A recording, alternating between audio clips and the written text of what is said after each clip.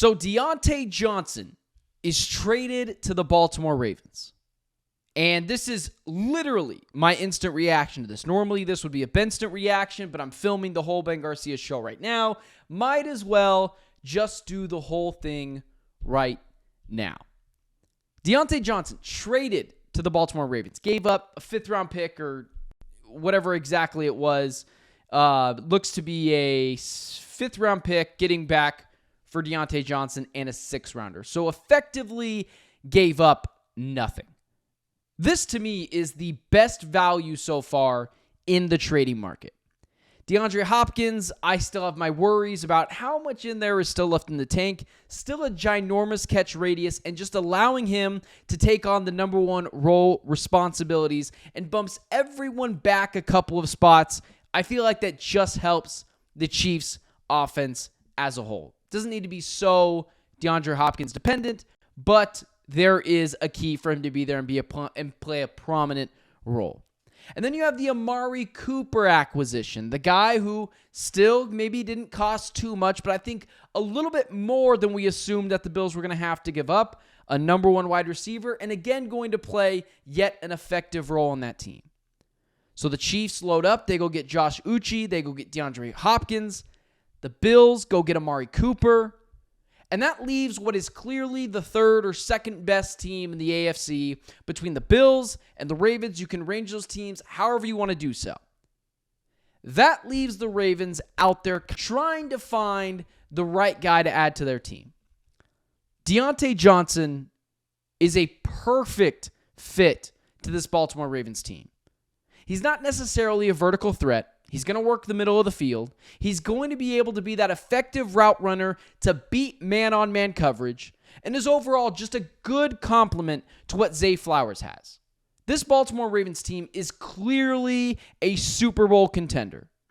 But the only way they're going to beat the Kansas City Chiefs is if they can, 1, out-coach them. It's probably not going to happen, given how good Andy Reid is.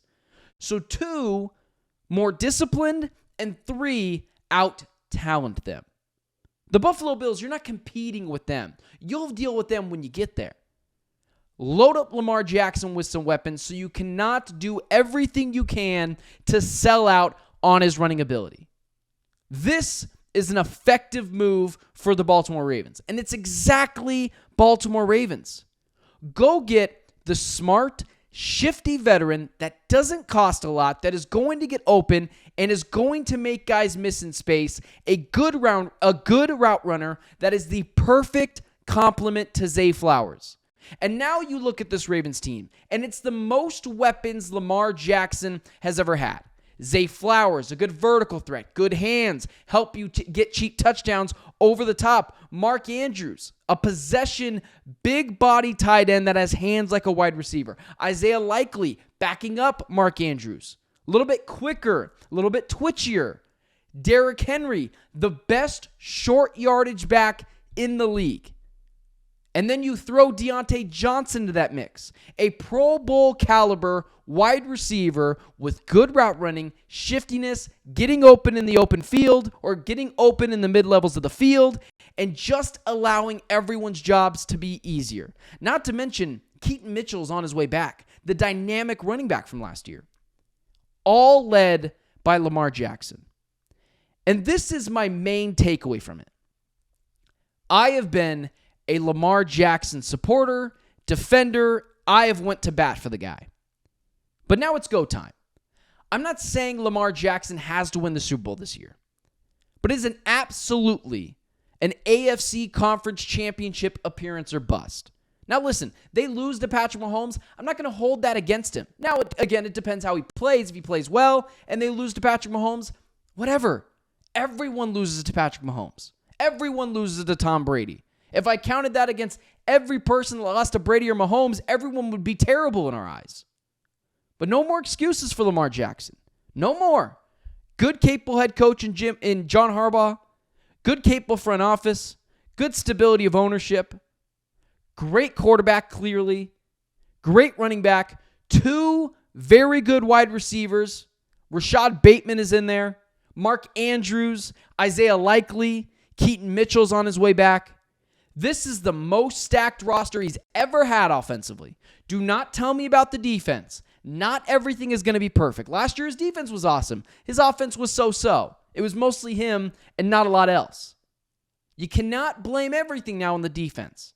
And as much of a supporter and as much of a defender as I've been with Lamar Jackson, as much as I believe he is a bona fide top 5 quarterback in the NFL and is just as effective running as he is passing, regardless of what the couch potatoes try to tell you, Lamar Jackson has to make it happen this year. He cannot be a playoff disappointment once again, which means he's got to show up. He's got to show out. And I believe he can do that.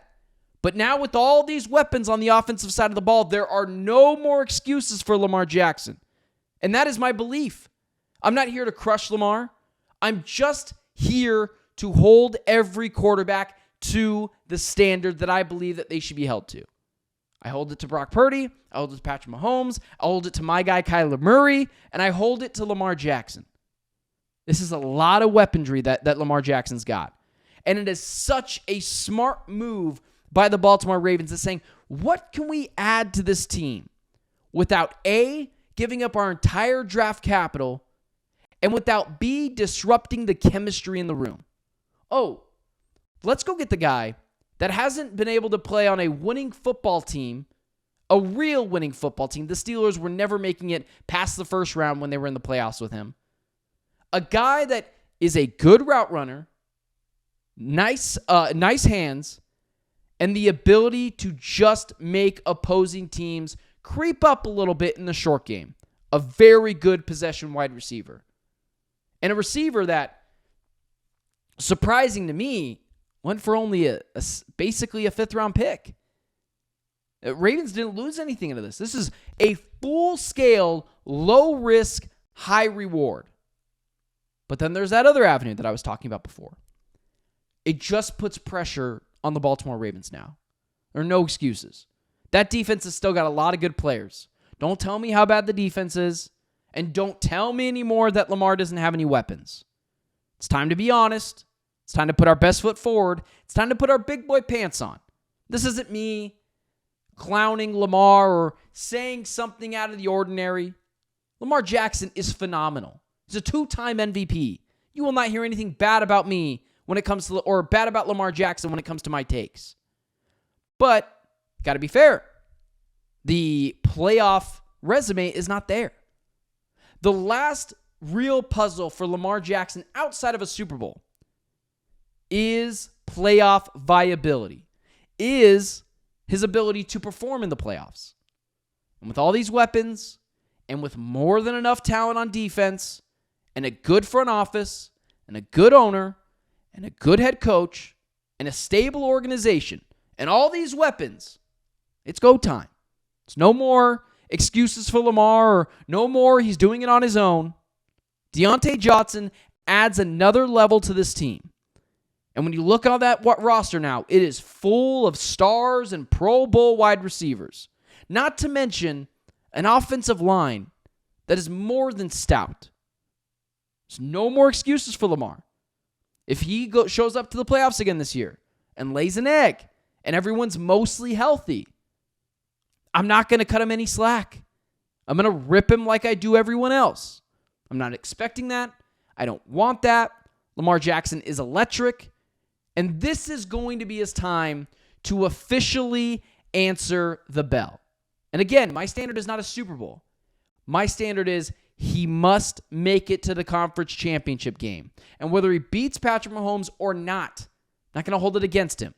It all just depends how he plays. And with the acquisition of Diontae Johnson, the heat in Baltimore gets turned up just a little bit to get results this year.